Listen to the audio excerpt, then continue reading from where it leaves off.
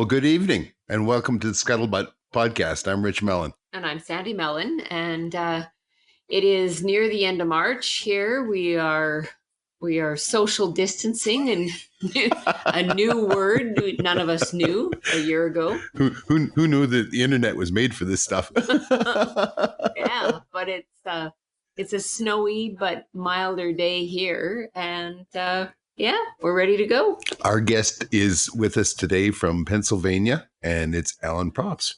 And everybody in the outdoors knows Alan's name. Pretty interesting. I had to chat with him a little earlier today, talk about what we're going to talk about during the podcast. And I learned all kinds of stuff about him. How are you this evening, Alan? Oh, I'm good. We got our technical difficulties figured out on my end. I'm not. Well, we just got thinking that I know. Go ahead. I was just going to say we got thinking that maybe all of the internet airwaves were crowded with people who couldn't watch their kids play hockey or ball or anything else, so they're all on the internet. Maybe that was part of our problem. Yeah, that, and I know enough to get myself in trouble. That's about it. I'm there with you, man. So tell us a little bit about where you live and how you got started in trapping. Trapping is obviously where I know you from, but tell us a little bit about your history and how we got to where we're at today. Well, I grew up in the north central mountains of Pennsylvania, and my family, my dad, my uncles, my grandfather, my great grandfather, all trapped. They did other jobs. They weren't professional trappers by any means. They weren't out making their living doing it, but pretty much during trapping season, all of their spare time was spent chasing critters. And, I grew up in the 70s, and I caught my first muskrat when I was 7, and I've had what I call the fever since, where it's just been a passion of mine, trapping that one-on-one experience with the animal, and I just think it's it's one of the best things that somebody can do in nature is to go out there and get that animal to put his foot or take himself into about a 2 to 3 inch square area trap pan and end up catching them. And it's just that one-on-one aspect of it which really always drew me to it. But I grew up in north central, like I said, mountains of Pennsylvania. I was stealing my dad's traps with my neighbor buddies and going up and trying to catch rats in the dump, and it was just from that point on, it's been a fire in me. Sounds like boy heaven. Yeah, there wasn't much else to do. Exactly. I know I was at a meeting here a couple of years ago, and both the presidents of both the large fur auctions in the world were there. And the one was Rob Cahill from North American Fur Auctions, and he said that they were going to quit taking muskrats and squirrels. And he was running this idea kind of up the flagpole in front of Mark Downey, who's the president of fur harvesters. And Mark turned to Rob and said, "I'll never do that." He says, "because every kid out there starts their trapping career with muskrats or with squirrels." And he says, "I'm not going to do that." He says, "That's cutting our own throat down the road." And I thought the world of Mark when he said that.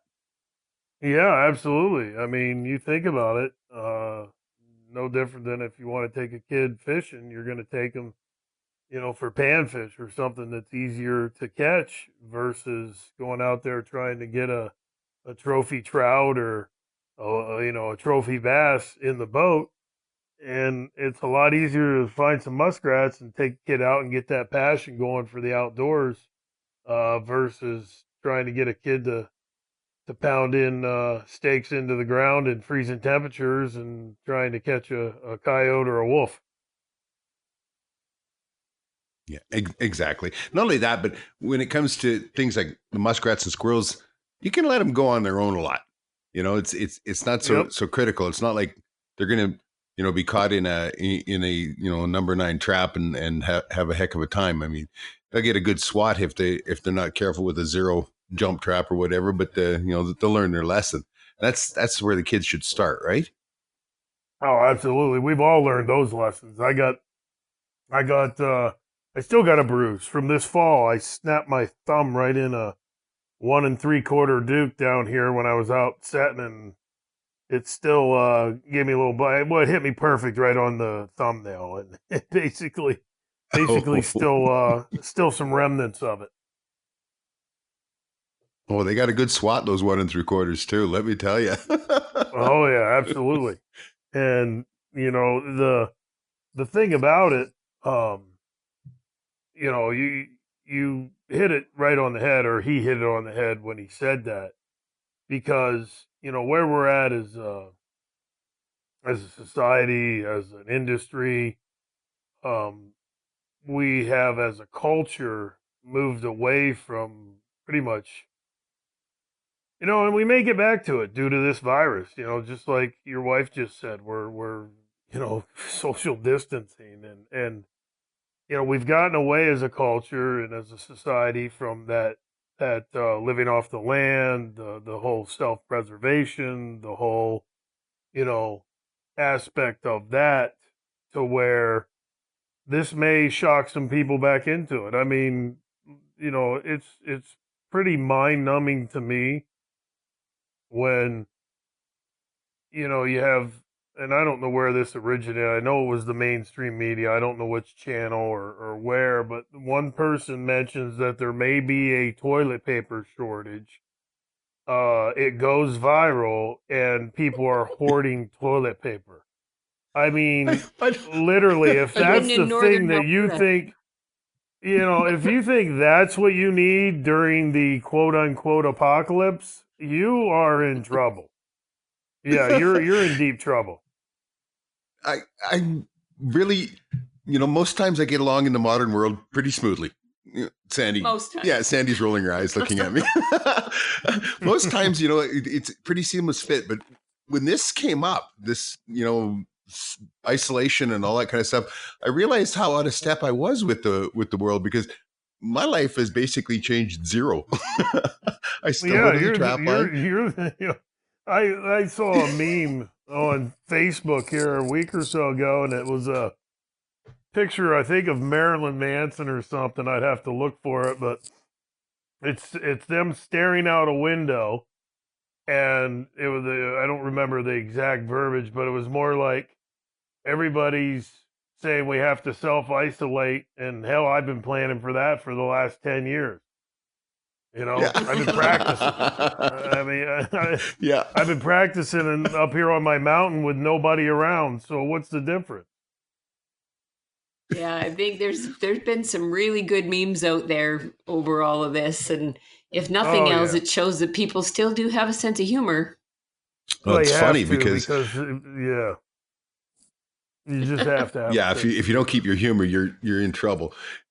I've busy time of the year for us. Of course, we're editing right now for season 6, and it's funny. So I pretty much crawled into the edit suite on the 1st of March, and we're at day 25 or whatever. And tomorrow I've got a new Argo sitting at the dealership here in town that I got to go pick up, and that's gonna be the first time I'll have gone to town in those 25 days, and it's like, but that's normal. Yeah, yeah. They'll be It's like, "Oh yeah, it's not he's like it's making his unusual. monthly trip. It's his monthly trip to Yeah. get his No dog groceries." I sleds mean, that's though. no different. Dog sleds, yeah. So it's no different. And I envy you Yeah. for that, because I am in the Pocono Mountains now here in Pennsylvania. I'm on the upper end of the Pocono Mountains, but I'm, an hour or a little bit outside of New York, an hour and 20 minutes outside of Philly. And really, the Lehigh Valley that I live in is, you're talking 500, 700,000 people down the valley. So I kind of envy I got my isolation in the middle of that, but I'm not isolated like that. Where if I drive 5 miles in three of the four directions, I'm hitting the civilization per se, and it's nice to I miss having the out in the middle of nowhere having that I guess sanctuary all to myself. Anyway, it's times like this when you begin to understand that your life is maybe a little different than the rest of the world. But you could be right that people are waking up because they're worried more about surviving and about taking care of themselves. Have you ever seen so many bread recipes on the internet as there has been the last couple of weeks? Well, it's sad, it is. It's hilarious in one aspect of it, and then it's sad in the other because you look at it to where I'm not worried about running out of food. If we run out of food, I'll go out and set a Duke dog proof and catch a raccoon, and we'll eat for a week. But the you look at like just the toilet paper, the paper towels, the milk, the eggs, the bread, everything.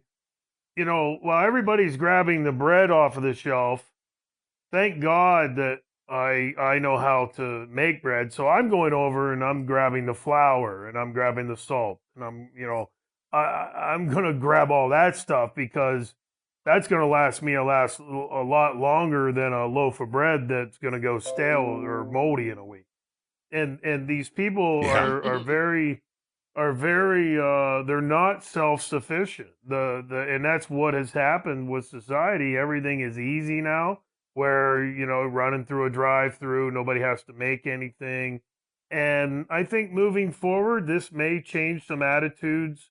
I actually was just talking with Bill Duke about this 2 days ago. We had a long conversation about uh, we had some things we needed to talk about, and this was brought up, and I gave him my opinion, and he agreed, and he had some good interjection coming back as well, where this is something that we can, as outdoorsmen, in general, but more so as trappers, showing the viability of the art of trapping, not only as a predation method or a fur method, but and also a method that can help you find food, and so it's all these different things that we can capitalize on. And we're not going to change the minds of these eco terrorists, ALF and ELF and PETA and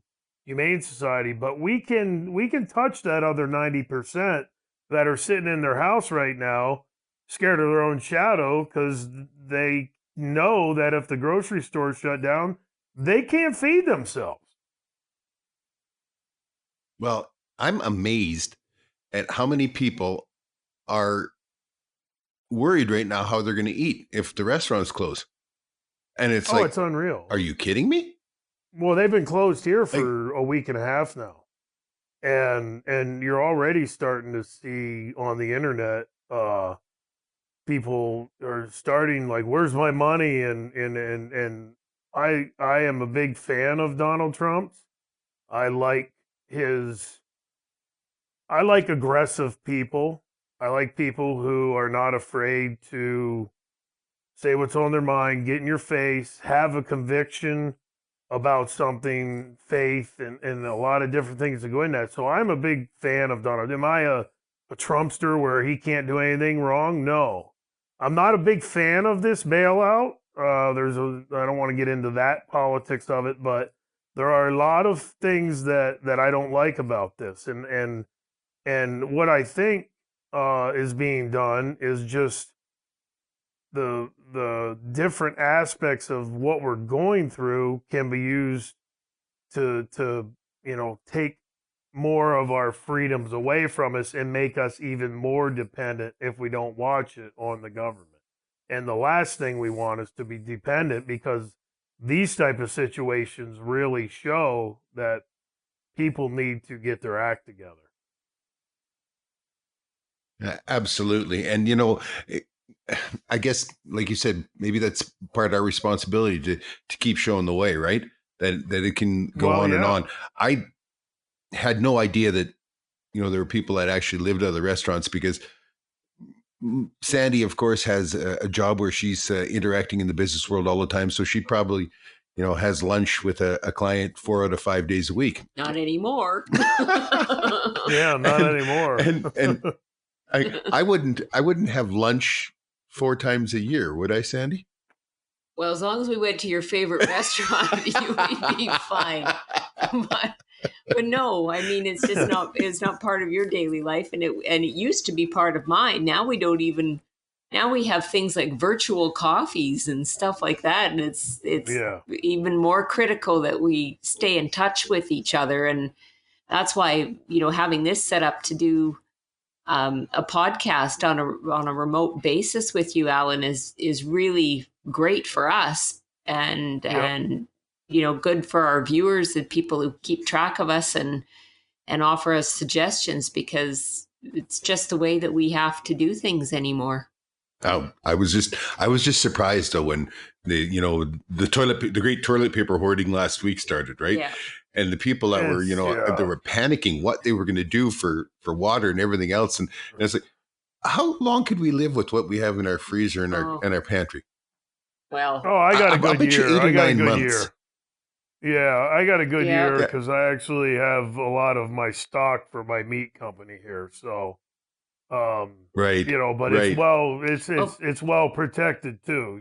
To where I have signs that we're the same, I have. believe it or not. They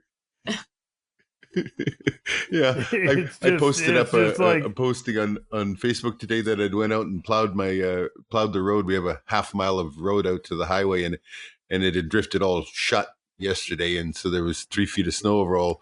But I said I was out there plowing out the road so the zombies could get in. I was bored.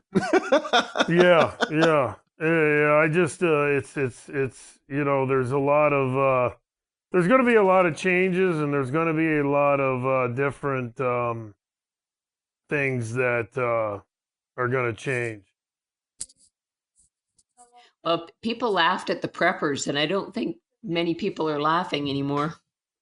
No, no, and it's going to change. We'll see where we go. I hope everybody stays safe and you know, obviously, time is going to tell. It's a very very I mean daily. It's a rotating situation in flux per se. But trapping season will be here soon and we'll be all right. All right, well, we're back. We ended up getting the virus or something. Yeah, I no don't know. kidding. I don't know what happened. I mean, turned out that the recordings were good, but because they're internet based, but I had no idea what you were saying, and we just couldn't carry on a conversation anymore. Well, we're back at it again today. Yeah, that's good. So I was just about to ask you. So you caught your first muskrat at 7. How did things progress after that? What was next in your trapping life? Well, my dad had me out there. That was actually through the ice. I actually have a picture of it, which is kind of ironic because back then, we didn't have cell phones and stuff. It was one of those little disposables. But I would steal traps out of my dad's garage, like I said. We'd go try and catch rats in the dump, and basically, I ended up catching the dumb. My dad said I caught the dumbest fox in the county when I was about 11. Um, he couldn't believe I caught one, and that's when they were selling right there at the late '70s, early '80s. A cherry red was 70, $80, and Yeah, 70, 80 that's nice. bucks. Oh, geez, back then, 70, $80. That's like 250 to 300 in today's buying power. So, Yep. as a 11-year-old kid, I was rich. Oh But yeah. I just really, just from I think kids in general try to emulate their parents and I had my father, both of my uncles, my dad's two brothers, my grandfather, my great grandfather who was passed away by then. but the pictures and the stories, it just trapping was just one of those things that was inside me. And my dad here in northeastern central Pennsylvania, he caught a coyote in 1977. He actually thought it was a German Shepherd, but his dad was with him, and he said, "No, no, no, you got something there." And they ended up sending it because it was the first one in the area, or maybe even Pennsylvania, and they sent it away to Penn State University to have the DNA and everything checked, and it came back full 100% Eastern coyote. And I remember he got his picture in the paper, and I could probably find that somewhere. But pretty interesting, how it all came about. And then I, went and played baseball, like I said. Every year, though, I would come back and just get my trapping fix every year. It was just something that was just burning deep inside me, from day one. Well, I think that's part of the lure of trapping. I mean, I know with our show, and we've said this many times, is that we probably have most every trapper that has internet or TV or whatever as a fan, but 80% of our fans aren't trappers. I think it's just something that's just hardwired. You don't have to scratch anybody very deep. There isn't very many generations that you have to go back before we were all pioneers or settlers or homesteaders, right? Absolutely. Especially, I mean, it's crazy when you think about it. Here, I don't know how I think you said you were 55 or 56 or whatever, and I'm 50. And, you think about it. Well, 50 years old I am. So 1970, if you take 50 back to that, I'm going through the Great Depression. So history is not that far back. You're absolutely right. no, no. And it's amazing when you talk about what fur was worth back, when I was a kid. And this would have been before the anything like we had quotas or anything like that. So if you had a resident trapper's license, which gives you permission to trap on private land in Alberta, you had a residence trapper's license. We were catching lynx, and that was at the time that would be the late 70s, 79, 80, right in there, when Hmm. lynx were worth so much. Well, I had one that sold for $1,300. I remember, I'll never forget. And the place doesn't exist anymore, but it was the Thunder Bay Fur Market, Yep. and where it went, and $1,300. And when I You could got go that buy a check, new car back then. You could literally probably buy a vehicle at that time for less than $2,000, brand yeah, new. yeah, yeah, it was amazing. Yeah, that's awesome. That's really, and what you're saying about having fans that aren't trappers, doing the stuff that I've done for going on 20 years now with the DVDs, the instructional DVDs, and things like that, and just trying to show trapping in a positive light and the environmental and ecological aspects of it that are, I think, even going to come more to the forefront now as human expansion continues. But even with the show that we've done with through F&T and things of that nature, we have a lot of people that are not trappers that are just fascinated by the closeness that we get to these animals, and it's pretty interesting to see some of the comments, and I'm sure you get quite a few as well, where you're like, yeah, I mean, that's something every day to us that is so foreign to so many other people. Well, that's one of the big comments I get, and probably the biggest criticism I get is that you make it look so easy. And why didn't you show this? And why didn't you show that? Well, because I wasn't even thinking about what I was doing. Most of the time, my hands are doing it on their own, you know, Hmm. and really without any input from my brain, you know what I Well, mean? Because and not only that, we only have 28 minutes and 30 seconds, and we have to pay for our show, so we have to run commercials and everything else too. So it's there's only so much that can go in a show, and in order to, I guess, one of the hardest things that I've always dealt with on the TV aspect, not so much the DVD aspect, because the DVD aspect you can take your time and go through, and you don't have to worry about time constraints. But one of the hardest things I've had to deal with, whether it's a hunting show or a fishing show or a trapping show or or a special interest outdoor show is trying to cherry pick and put in the show which keeps the attention of all viewers versus one specific demographic. And That's that is a tough thing to do at times. you're so right. And you end up, for us, I call it the housekeeping stuff, right? Whether you're getting Hmm. wood or you're renovating the cabin or whatever, that housekeeping stuff, you just kind of like to shuffle it underneath the carpet, or if you're, doing maintenance on a machine or whatever. And yet people are so hungry Exactly. for that stuff, and Exactly. it's Like, like, well, you just called it housekeeping.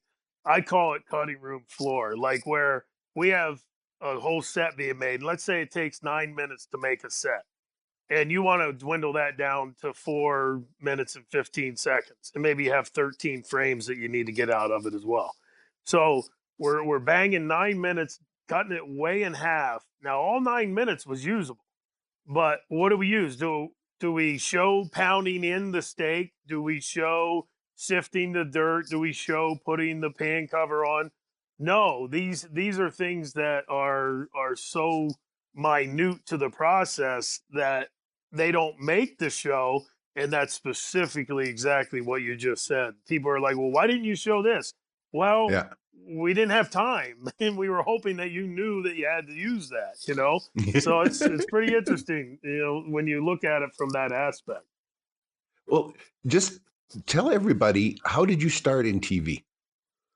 Literally, my whole thing with this was not even dealing with trapping DVDs per se, or well, actually, like I said before, I'm so been in this game so long, DVDs weren't even around. It was VHS back then.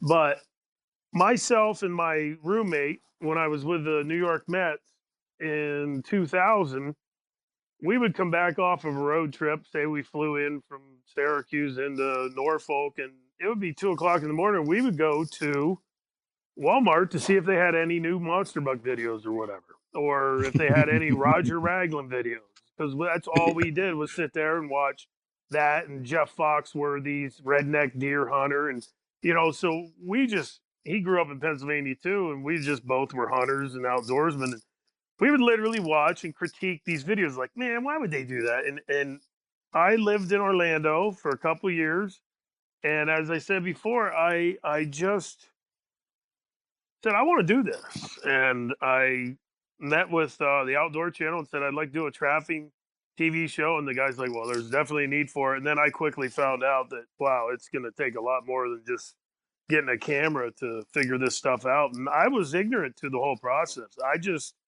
had a passion, and really just the internet was just starting to get into full force there in the early 2000s, and I camped out with a laptop on my lap and just researched and researched and researched, and I found, I don't know if you ever heard of the forum trapperman.com. You bet. I found Mr. Trapper Dobbins. Man. Yep, I found Trapper Man very early on in the process, and I just couldn't believe it. I was like, "Holy hell! There's all these trappers! Oh my god, this is so awesome!" And I was so green to the fact of the internet mob and all of everything that's out there.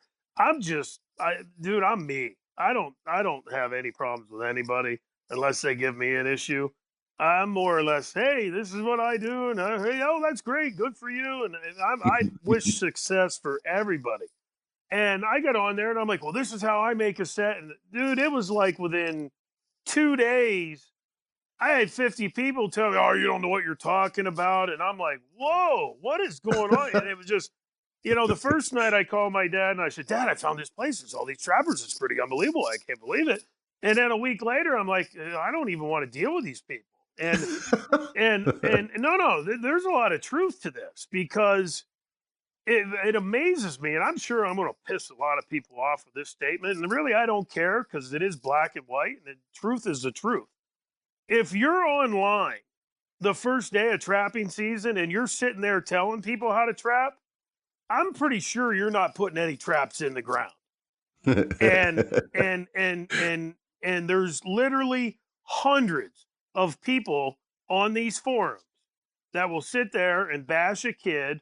Nothing cracks me up more. I saw a post I don't remember what forum it was on. This is probably 6 months ago. This kid gets on there. I caught my coyote. I made this stat. I drilled a hole in the stump and I put some lure and I got the coyote. And there was literally 8 to 10 people telling this kid he did it wrong. And he's literally holding the dead coyote in the Yeah. picture. Okay? You got to be a special kind of stupid Yeah. to be sitting there ripping this kid for catching a Well, coyote the wrong way when he's holding the dead coyote. I just don't understand it. absolutely. I've been involved. I'm 60 here now, and I've been involved with dealing with the government and changes in laws and that for a long time. And you sit in these committees, various user groups, and that meeting with the government, Yeah. and you're negotiating it. I mean, and now one of my sons is doing it, and so stuff that I fought with the government about, 15 years ago, he's fighting about with today. And I say to him, I said, Matt, if one of your kids takes up your footsteps and Oh, follows he's going along, to be fighting with him the same thing. yeah, it'll be the third generation of melons that'll fight with the government. But one thing I learned sitting in these user groups is that if you took 100 average Alberta hunters and put them in a room and let them negotiate the new regulations, in 2 weeks we wouldn't be allowed to hunt. Oh, absolutely. I've always said that. You could take 10 really, really intelligent people and turn them into basically idiots if you put them on a board. It Yeah. just, I don't know what happens, but, getting back, and I don't want to get on a rant here or whatever, but I want to just touch on that forum issue again. There are so many positives about being on a forum or any forum dealing with trapping, and because it promotes the sport and this and that and the other thing. The one thing we have to do as trappers, though, is to understand that there's really in North America, Canada, and the United States combined, there is literally less than 150,000 of us. Okay. We are a very small minority with very limited funds to compete against the Humane Society, who took in over 160 million, PETA, Yeah. who takes in 20 some million a year, you know, and the infighting that goes on in this community absolutely is mind numbing to me, to where just the example I gave where people are getting on this kid, he didn't make the set right. That kid should have had nothing less than 99.999% positive comments. And literally it was half and half. Now it probably got more as time went on, but it just is something that we as a community have to understand, that if we don't curb this and we don't stop this infighting, the industry is too small to handle that. And anybody listening to this, I hope they take that with some mental aspect of their own, and try and do some more positive things. Take a kid trapping, support for fish games, support the Trappers Post, support the NTA, support these organizations. You are not going to agree with somebody 100% of the time. One, Never. it's not going to happen. It's not human nature. But two, it's going to be a detriment to our community. And if I could get one thing across to everybody, is stop with the nonsense and start promoting and being positive in all aspects of trapping, because California's gone. There's going to be other states to follow, and once it's gone, you're not getting it back. Well, one of the things that is important here is that to understand is that the internet is a special place of stupid, Yes, and that any forum or Facebook page or whatever is only as good as the moderator. Uh, we absolutely. have we have a very popular Facebook page for the TV show, and we're very firm. We don't people are unhappy with us because we don't allow stuff to be sold, and we don't allow uh, fights to be picked. And I don't care who picks the fight; I just get rid of it. Right? It's just a matter of, and now we have a very very well, everybody enjoys posting up their pictures. Nobody's worried about getting flamed, and there's a lot of interaction and a lot of exchange of ideas, right? Yeah, So and I have to crack a joke here. You're 10 years older than me, and I wouldn't even know what the word flame was till about 6 months ago. Eh, you're so far ahead of me with this on the terminology from our conversations. You've thrown 2 or 3 different words out. I'm like, yeah, he's way more advanced with this internet stuff than I am. You know, though, I mean, my personal history too. Like we started our hunting show in '99, Uh-huh. and we kept up with it until about 3 years ago. I had a partner in it, TJ, and then we had been doing 2 years of the trapping show, so we left him with the hunting show and moved Oh, on cool. with the trapping. But it was very similar to what you said, where we would sit and we would critique watching a DVD or a show or whatever. And what I've learned over time was that I was a lot better hunter than I was a TV producer, and Hmm. so. And these other guys that were producing all these shows were a lot better TV producers than they were hunters. Then we were And hunters. Yep. yeah, and somewhere in between, we've kind of we've grown up and we've learned the stuff that it takes. I'll never begin to say that I produce shows that are of the quality of some people, like the technical quality, because our stuff is over the shoulder, nitty gritty. You're out on the trap line with us. You know what I Yep. mean? Yep. And Yep. the days of the hunting show when we tried to do that studio quality stuff and that, it really ruined a lot of it. You lose a lot of the flow of what's going on, right? You You know, do. You some do. There's a happy medium there. I don't know if you knew this. I actually used to run my outdoor show on Wild TV. I ran on Wild TV for 3 years. Oh, Um, okay. yeah, it was under the brand All Outdoors. That was the name of my first TV show, All Outdoors with Alan Probst. And then I changed it to it runs now Wild Sportsman. I don't run on Wild TV now. I run AT&T Sportsnet here. We get about 20 million houses here in the United States, but you're absolutely right. And one of the things that I've tried to do is a little bit of both. I'm very graphically driven. If you see any of my stuff, it's very graphically driven, but I try and keep the content of the show as down to I don't want to use the word redneck because it's not rednecky, but it's bare bones. If we go trout fishing or we go rabbit hunting or we go uh, fox trapping or whatever, my goal when somebody watches the show is that they can, in turn, learn enough from that show and be shown everything that they would need to be successful if they went in the field to try it as well. And I've always tried to keep that kind of that focus as a informational and a learning avenue for any viewer that watches it. So you're absolutely right. It's tough to if you see a lot of these shows out there that are just mainstream and I'm not a big fan of the whole Michael Waddell. I'm a fan of Michael Waddell, but I'm not a fan of what a lot of those bigger names are doing now, turning it into reality type TV. Yeah, yeah, I no, don't like outdoor reality type TV. Yes, I understand that that's our culture and that's probably where the bigger viewerships and the bigger money is and Michael, if you look at what they've done, he's done a fantastic job in running with the markets as they've changed over the years. But some of the best stuff Michael ever did was when he was with Realtree and when he first started branching out on his own, where him and his 2 buddies it's just straight hunting and fishing and bone collecting yeah, and yeah. I really, really enjoy that a lot more than I enjoy the reality type, you know, So almost tell me craziness.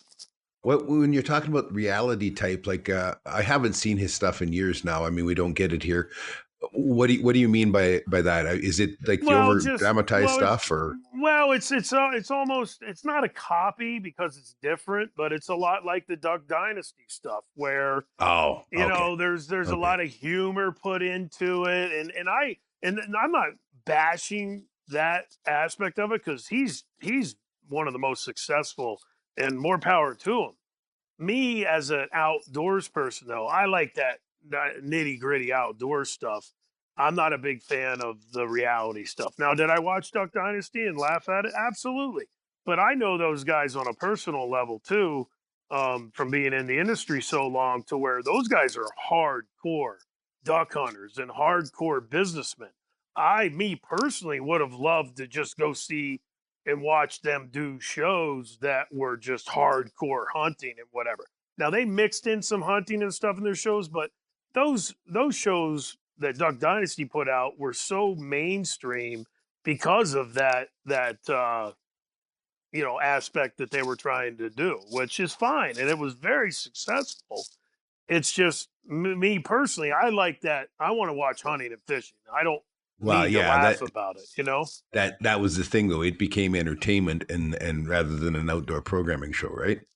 Well, it was entertainment, and they were very Yep. successful at it, and good for them. Um, but I do know that those guys are probably some of the best, if not the best, duck hunters in the world. And also Willie has a good friend of mine, couple good friends of mine that I used to play baseball with are actually part of his Buck Commander. Tombo Martin and Loggerhands and all those guys, they were professional baseball players that now, and those guys are hardcore deer hunters, man. And I would love to watch the hardcore stuff versus the reality base. But I want to make one point here. I don't know if you get blue bloods up there where you are in Canada. It's Tom Selleck, the New York Yep. cop show. Yep.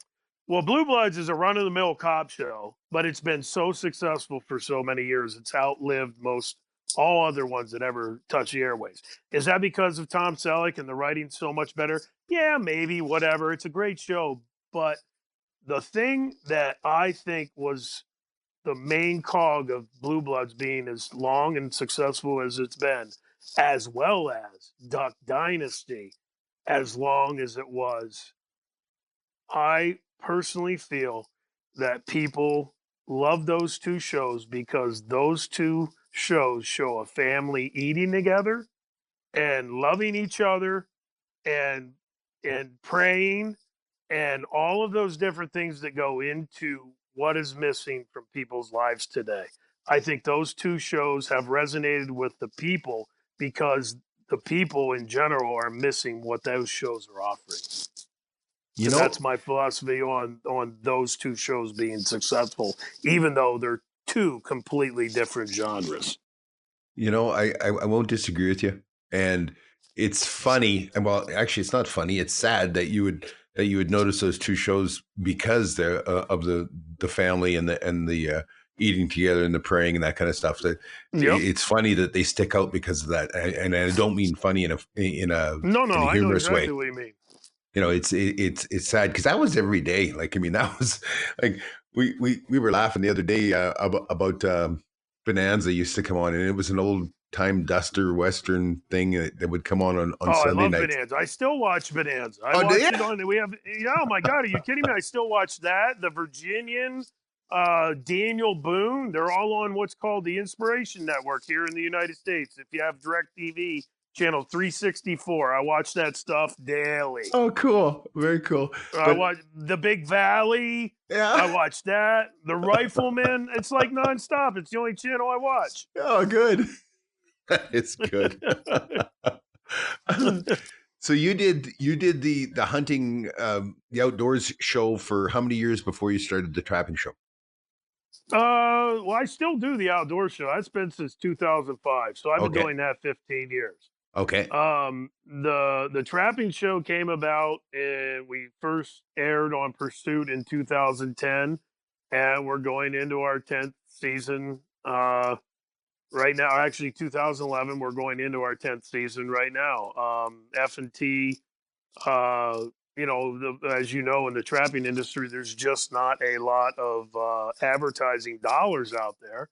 Um, and F&T took the title sponsorship, which allowed the show to air. And that's one of the things I think a lot of people have a misconception about when it comes to outdoor television. They don't understand that we as producers pay these networks to run our program. We do not get paid. Yeah, I And That's a big misconception. People think, oh, they're on TV, they're making millions of dollars. The chances are we're actually maybe losing money, and they don't understand that we are paying, and that's across the board. That's Ted Nugent, all the different shows from top to bottom.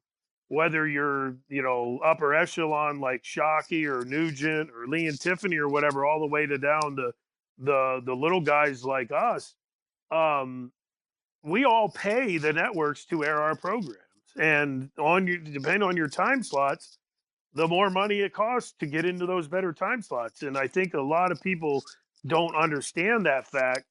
And that's why I'm always like, hey, you have an idea, go do it. More Wow. power to you. How many times have you heard this? You're living my dream. Oh, they have no idea. And They I tell literally them, have no idea I, the sleepless nights. oh, but I tell them every time, I say, no, I'm not. Because if it was your dream, you'd go out and do it. Yep. You Yeah. like the idea of what I'm doing, but it's not really your dream because it was my dream and I'm doing it. But yeah, it didn't come easy. You didn't get a lot of sleep while you're doing it. No, and the thing is, when you're self-employed, and I know myself, I have not gotten a check given to me. Well, but you earn a check. You're Yep. basically giving your labor. That's what people don't understand. You're giving your labor, and you're getting paid for your labor. That's what a check is every 2 weeks. I have not given my labor to anybody but myself since 2001, Yeah. when I received my last check from the New York Mets. And I have paid my own insurance. I have to pay my own bills. I have to pay my own gas. I literally have not received a check for my labor other than having partners and sponsors for what I'm doing on the TV stuff to promote their products. But I don't receive a check. And that's a lot of pressure that most people don't want to take on, because it gives you a lot of sleepless nights and your mind never stops because you are not sure of where your next dollar comes from ever. But you know what? And You become that ultimate squirrel, don't you? Like oh, you have no, stuff hoarded absolutely. away. Like right now, the world could end, and for a couple of years, I'm not going to notice it. Not whether whether we run out of food or money. You know what I mean?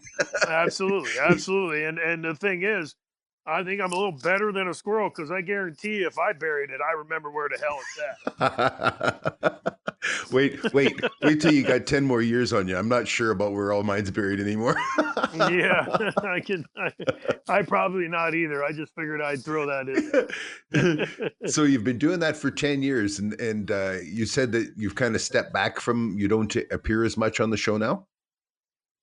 I didn't really, from the day one, the premise, was I really just wanted to get the show up and running. I'm not driven by ego for this TV show or any TV show I do. It's more of it's my livelihood. Yeah. My hunting show, Hunting Fish, I call it a hunting show. It's more or less an all outdoors version. We do hunting, fishing, trapping, making lure. We do everything on my original show, but I try and get my dad in front of the camera as much as possible. And then the trapping show, um, the first couple years, it was tough because I was reusing footage from DVDs, and then F&T mentioned, why don't we, get some other people on? And I'm like, absolutely. So I've traveled, putting a bunch of different guys on from different parts of the country, showing different fur bearers over the last, 6 or 7 years. And I think it's been a good format that has been received well.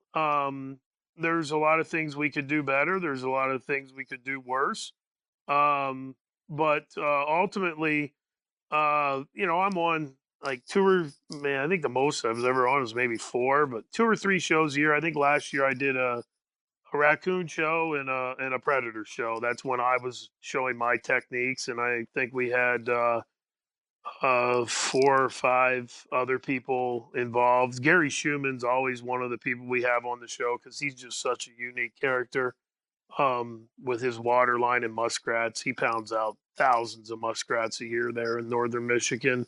Um, but ultimately, it's set up to promote trapping and show viable methods and techniques that everybody can go out there and have some fun and get a little more added to your outdoor lifestyle. Yeah. I always, you get so many people that ask you questions, usually the anonymous people across the internet, right? Why do you do that? Why do you kill those animals? Yep. Yep. And, to try and make them understand how much they impact the animals around them every day, just driving back and forth to work. How much people do not exist in a vacuum. And the other mistaken belief that people have is that they say, well, until man upset the balance of nature. Well, man was Yeah. always a part of a balance of nature, at least for the last couple million years, man's been around. Yep. So we've always been there. I don't ever discriminate against people who buy their meat at the grocery store. But they should not discriminate against me because I choose to kill it myself. Yep, that's where I come in. That's why I'm a libertarian. If you don't bother me, I'm not going to bother you. And if you're the government, leave me alone and keep your hands off my money. That's pretty much my view on everything. If somebody leaves me alone, I don't care what they're doing. I don't care if they're marrying their cousin. I don't care as long as they're not doing something that's detrimental or harmful to somebody else. Yeah. I don't care what they do. As long as they leave me alone, I'm going to leave them alone. And that's one thing that these antis that are so against fur and this culture that's been created, where, well, I'm a vegan, I don't hurt anything. Well, no, yeah, you do, because where do you think your food's grown? Well, that 5,000 acres they plowed to plant your vegan food, they just destroyed 5,000 acres of an ecosystem that had ground nesting birds, rabbits, moles, varmints, groundhogs. They destroyed the whole ecosystem to give you a warm fuzzy. Yeah, no. It's mind numbing to me that people just don't have the sensibility to be able to just understand that inside their own minds. And I don't think we're ever going to get away from it, quite honestly. Well, I mean, but the numbers have shown time and time again that we cannot. It isn't possible to put enough of the earth under agriculture for everybody to have a vegan lifestyle. You just can't. No, it's just not. You have to have that meat protein. There's no other way for it to succeed, right? So I mean, have you ever seen a healthy looking vegan? Have you honestly? I mean, I don't hardly seen a healthy looking vegan? But I don't hardly know a vegan because I mean, you can't say hi to somebody without them telling you they're a vegan if they're a vegan, right? It's see, I'm out here on the East Coast. I'm on the East Coast. I got vegans everywhere, and okay. I got people, like, we invite people to my kids' birthday party, and they're like, "Well, you're gonna have any vegan options?" And my comeback always is, "Well, I can mow the lawn that day."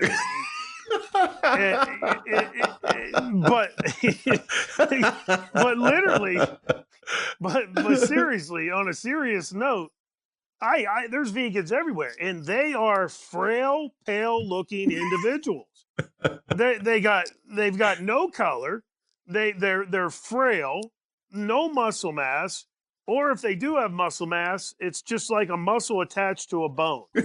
and I just think to myself, that's just unhealthy. I don't know. We go round and round. If I had to face life with the thought of never having another ribeye, like, hell with it. It ain't worth it no more. Let's get it over with. I don't understand it, man. I really don't.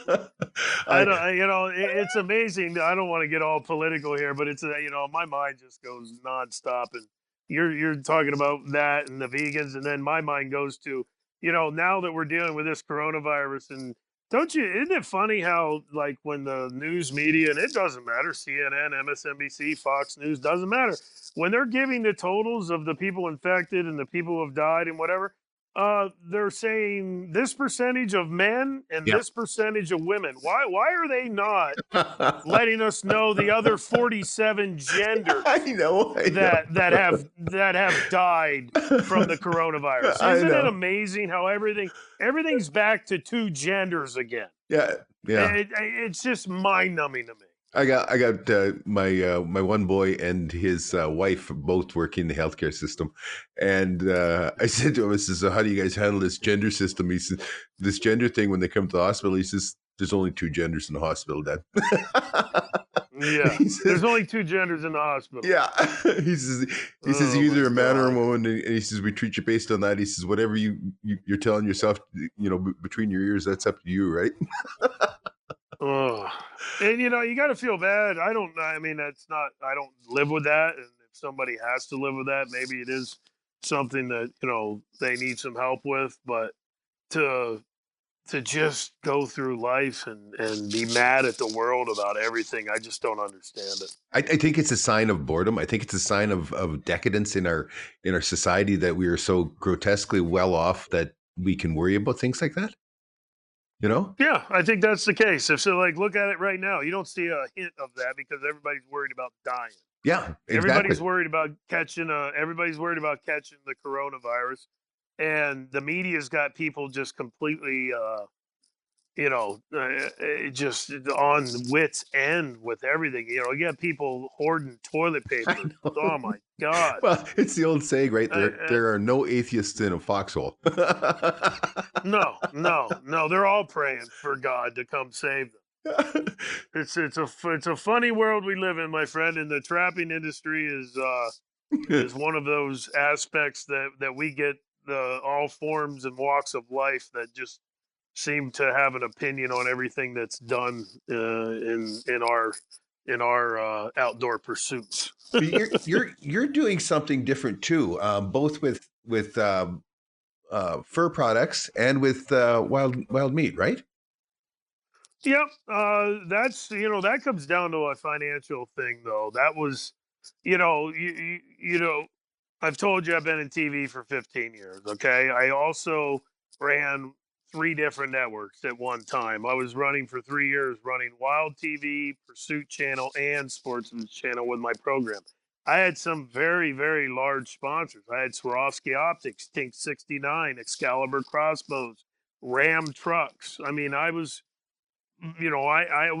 having a lot of national attention from these shows and getting a lot of national sponsors. But here's the thing, you know, over the course of 15 years, I've probably paid networks about $2 to $2.5 million to air my program. Yep. Now, I was also not getting enough sponsorship dollar to cover that. I had a business plan, and it didn't come to fruition the way I wanted it to.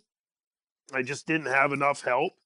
Um, I tried to do, I think, most everything myself. I had a couple employees.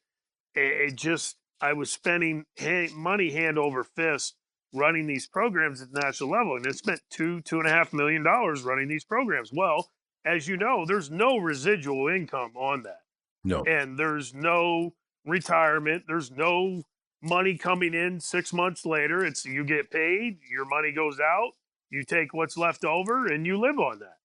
So after branding and putting that much money into it, I said, I got to find something that can give me a residual value. And I got to build it off of this brand that I've spent so much money on.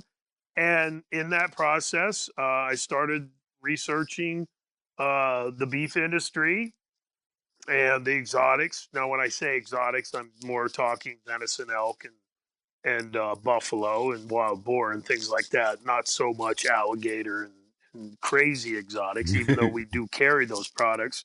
No But bats? I really needed to. Yeah, no bats. Yeah, we're not charring up bats. I It's I unreal. I mean, I gotta go just it's sideways disgusting. just for a second here. Did you happen to No. see that meme where the guy says, if anybody thinks that one person can't change the world, they've never ate an undercooked bat? Yeah, exactly. Exactly. And which is just funny in and of itself. because I don't think the virus started from that. I think my, conspiracy theory mind is that this virus was created in a laboratory in Wuhan and accidentally escaped. Is what my thought process is. But Back to your yeah, stuff. the whole bat thing. No, the whole bat thing. Did you see the video online of that market over there Oh my God. where they have like the pythons and Yep. like what the hell? I wouldn't eat one thing they had there. And I eat beaver and muskrat and all that, but I sure as hell am not eating bats. I hate bats. Oh man, it's Nasty. I love most mammals, but I do not like bats. I don't think I could eat. That thing should be. Oh, I don't think I could eat a I got pangolin no either. idea. No. I just don't get it. But back to the food stuff. I just started the Wild Meat Company because I needed to create a business off of this brand with the recognition, so I could have some damn income. Right. And from there, doing the trapping stuff and the wild fur aspect has come along. I still have a lot of long ways to go with that to where I'm happy with it. But we do have the websites up and running for the stuff, and it's nice that my store is shut down right now, and I wake up and I got 3 or 4 online orders, and I made $100 today. Okay, that's good, and so I have some income from that, and that's really because you can't do TV forever, No. I basically, quite honestly, I'm going to be working on some stuff here over the next 5 to 7 years, and then I kind of want to step away from that, and hopefully my son by that time is in college playing golf and has an opportunity to move forward with that. He just got some really bad news today. Uh, my son is 12 years old, but he's got a 6 handicap at Oh 12. my He's a goodness. pretty damn good.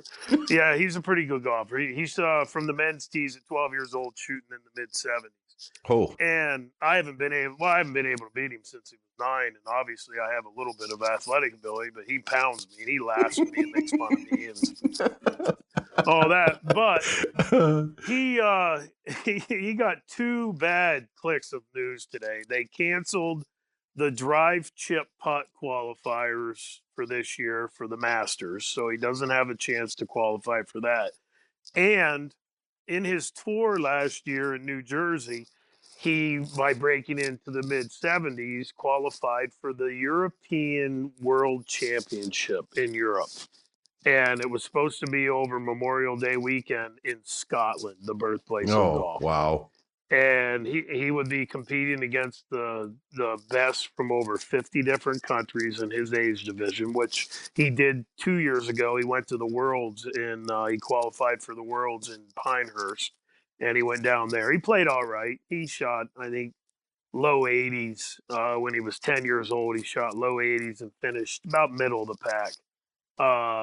But he would have been able to compete against about 175 to 200 kids in his age division at the European Championship in Scotland on 3 different courses That's cool though. in May of this year, and they just canceled it. So Yeah. he hasn't had a good day.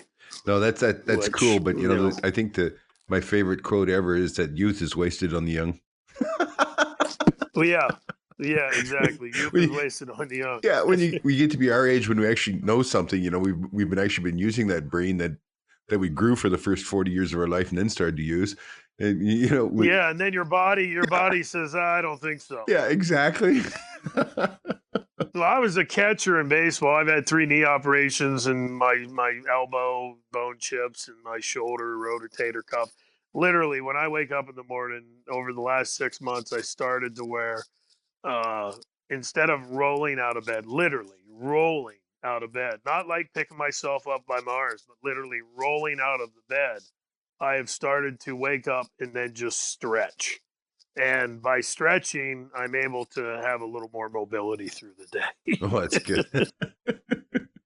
Well, this has been a blast, bud. I'm glad that we took another run at it. Do you have websites that you'd like to put out there where people get a hold of you and catch up with what you're doing? Yeah, I'm not hard to find. If you type my name in on Facebook, a lot of different stuff will come up. The meat website is just our name, wildmeats.com. And the first stuff that we offer is wildfurs.us. And I will have two more websites coming out in the next probably 3 to 4 months, which will be my trapping one, which is NorthAmericanTrapper.com, where we're going to offer our baits and lures and some things that we're putting together for trapping. And then I'm going to be doing a wildsportsman.tv website, which is going to carry all of our TV shows that you can watch online if you can't get them on the tube. So Oh, very cool. we're just trying to, just trying to make a little place for everybody to come and see everything that we offer. We'll have a landing page with those 4 logos over time, and whichever one you want to go to, you can click that one. It'll take you directly to it. But yeah, wildmeats.com and wildfurs.us is what we have running right now. That's excellent. Are you going to the NTA this year? I'm going to try and get there. I was thinking that might be where we've been working pretty hard over the last 2 months, uh, putting our new baits and lures together. They are going to be on the upper side of pricing because of what we're putting into it. Just for instance, our predator bait, we are putting 4 equal parts of ground poultry, ground Angus, fresh ground prairie dog, and rendered prairie dog. And all 4 of those with beaver castor, beaver juice, some other tinctures. And we're going to let people know what's in it. It is going to be a little more expensive than some that are on the market just for the mere fact that this is what we feel is one of the better baits. And obviously, when you're putting that much of a quality product into something, it's going to be a little more expensive. Yeah, But yeah. I look at things. I don't like to do things, halfway more per se. It's if I'm going to do something, I want to do it the way I feel that it's right, and I feel that putting everything that we're putting in the baits and lures is going to make them very successful for anybody that uses them. We've obviously been using these in the field and have had great success, and we're really proud of the. I don't know if you use any dog proofs up there for your coons, but it's used quite a bit here in the States. And our bait is our bait that we're using for our DPs is completely crawfish, and it's because we're setting these cylinders, which, if anybody knows about nature, they resemble a crawfish hole. And if a raccoon comes up and smells crawfish, they immediately think a crawfish is down in there, and they reach in instead of poking around and this and that and everything. And the one thing that we promote, and we are promoting, is that no bait goes outside of the trap. Like in most DP baits, you want to sprinkle, get them eating it so they reach down in. We want everything in that cylinder, so all that crawfish smell is only coming out of that cylinder. And that's going to be some of the things that we'll be putting on video and just kind of bringing that to the forefront, and hopefully people are receptive to it and are successful. That's our whole thing. We want people to be successful. Well, I mean, with any product, anything that we do, we want to be proud of our product. As far as raccoons go, I have to drive 15 hours south to find a raccoon. Yeah, you don't have them that far north. No, we That would do be a not. pretty big woodley, probably big wolf, maybe one big boar traveling up there out of the area. Well, maybe Well, I think it's cool. Go ahead. I was just going to say, maybe we get together and chat again if you make it to the NDA. We're going to try and make it this year. It's Kalamazoo, Michigan. Yep, it's in Kalamazoo. I think it's there in the middle of June, late June. Yeah. I am going to try and get there. I always enjoy seeing. I mean, I have a lot of friends in the industry that I've dealt with over the years. Bill Duke at Duke Traps, and Gerald Schmidt is a really good friend of mine that I've dealt with Gerald since 2003 when I first came into the industry, and he's always been a steadfast supporter, and it's always nice to catch up with him. And Jim Spencer might be there. I don't know if you know who Jim is, No, I but don't. I've known him for I've known him since 2002 or three. And Jim's actually one of the probably the premier mink trappers in the country back in the day out there in Missouri. He would catch literally hundreds and hundreds and thousands of these things. Wow. They got those catfish ponds down there though, man. Those mink just love those Oh, catfish yeah. ponds. Yeah, they would. But I appreciate you having me on, and you're an interesting character, and I always love watching your show when I get a chance to see it. As I told you in the conversation we had before we did this, I really enjoyed that Lynx show. I just really a cool animal, and just watching. It reminded me of filming that Mike Gursky Canadian Trapline adventure back in the early 2000s, where you go after animals that you don't have here on the east. Yeah.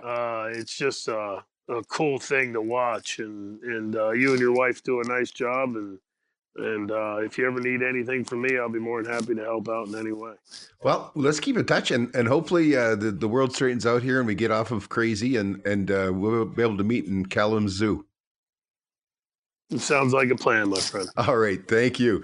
I hope everybody enjoyed this 2-part show today, and maybe we'll catch you down the line.